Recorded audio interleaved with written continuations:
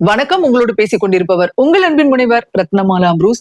சிவகாமியின் சபதத்தோட 4வது அத்தியாயத்தை தான் இன்னைக்கு நம்ம பார்க்க போறோம்.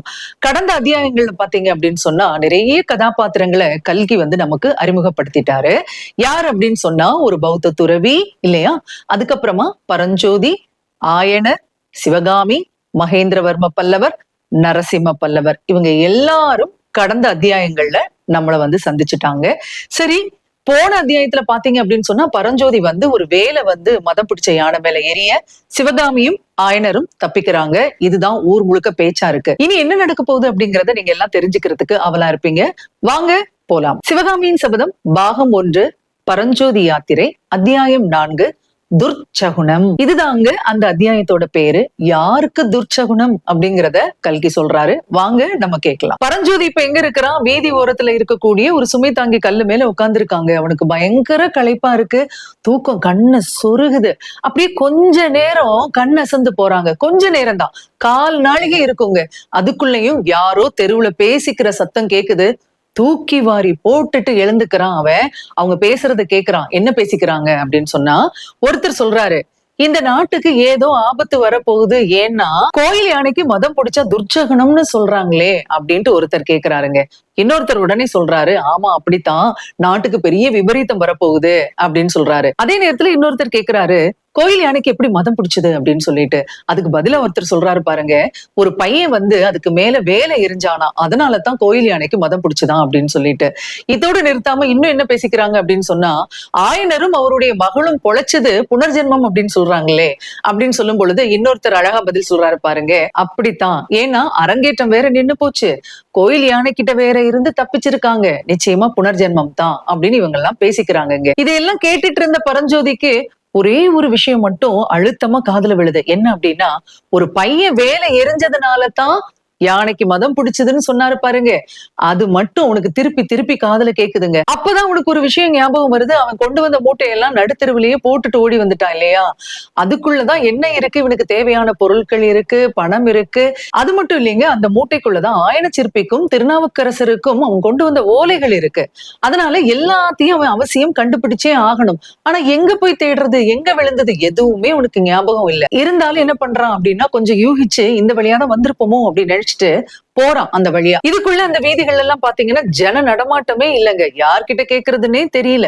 இவன் பாட்டுக்கு போயிட்டே இருக்கிறான். வீட்டு கதவுகள் எல்லாத்தையும் மக்கள் அடைச்சிட்டாங்க. அது மட்டும் இல்ல, வீதி விளக்குகள் எல்லாத்தையும் அணைச்சிட்டாங்க. ஆனா ஒன்னே ஒண்ணு மட்டும் இவனுக்கு உதவுதுங்க. என்ன அப்படின்னு சொன்னா, வானத்துல இருக்கக்கூடிய நிலா. அன்னைக்கு பௌர்ணமி நிலா, அதனால ரொம்ப வெளிச்சமா இருக்கு. அந்த வெளிச்சத்திலேயே இவன் போயிட்டு இருக்கிறான். ஆனாலும் யானையை சந்திச்ச இடத்தை இவனால கண்டுபிடிக்கவே முடியலங்க. தேடி தேடி அர்த்த ராத்திரி ஆகி போச்சு. இனி இந்த இடத்துல தேடுறது பிரயோஜனம் இல்ல அப்படின்னு யோசிக்கிறான்.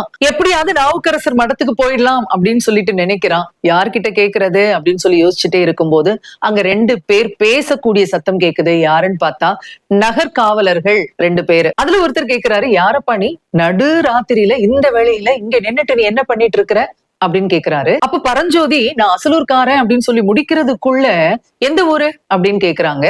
உடனே சோழ தேசம் அப்படின்னு சொல்றான். உறையூரா அப்படின்னு கேக்குறாங்க.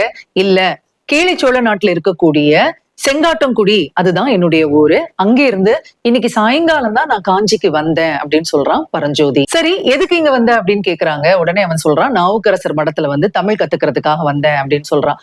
நாவுக்கரசர் மடத்துக்கு தானே வந்த, இந்த ராத்திரியிலேயே இங்க அலைஞ்சிட்டு இருக்கிற அப்படின்னு கேக்குறாங்க. மடம் இருக்கக்கூடிய இடம் எனக்கு தெரியலீங்க, அதனாலதான் இப்படி அலைஞ்சிட்டு இருக்கிறேன் அப்படின்னு சொல்றான் பரஞ்சோதி. அந்த நேரத்துல அந்த காவலர்கள் ஒரு மாதிரி நம்மட்டு சிரிப்பு சிரிக்கிறாங்க.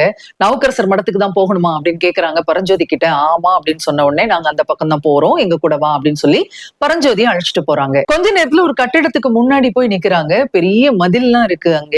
பரஞ்சோதி பாக்குறான், இதுதான் மடமா அப்படின்னு கேக்குறான். ஏன் பார்த்தா மடமா தெரியலையா அப்படின்னு கேக்குறாங்க காவலர்கள். உண்மையிலே பாத்தீங்கன்னா பரஞ்சோதிக்கு மடமா தெரியல. ஏன்னா உயரமான மதில்கள் இருக்கு, கட்டடம் இருக்கு, அதுல பெரிய பூட்டு ஒண்ணு கூட தொங்குது. இவனுக்கு சந்தேகமா இருக்கு. அப்போ அந்த காவலர்கள்ல ஒருத்தன் உள்ள இருக்கிறவனை கூப்பிட்டு கதவை திற அப்படின்னு சொன்ன உடனே அவன் கதவை திறக்கிறான். இவங்க எல்லாரும் உள்ள போறாங்க.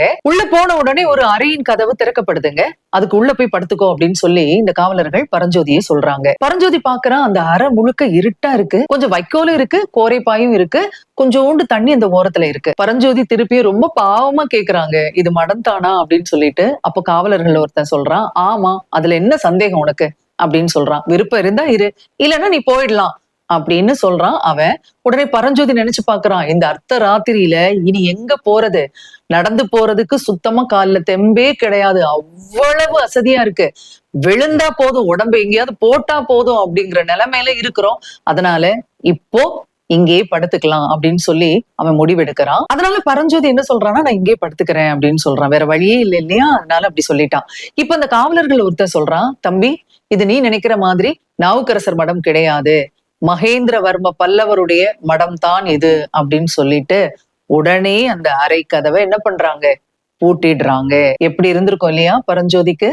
இப்படி இந்த அத்தியாயம் முடியுதுங்க. ஆக பரஞ்சோதி மாட்டிக்கிட்டாப்ல. இதுதாங்க 4வது அத்தியாயம். விறுவிறுன்னு போகுது இல்லையா கதை.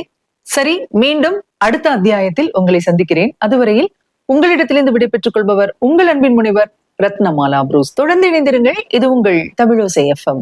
இது 8 திக்கும் எதிரொலி கட்டும்.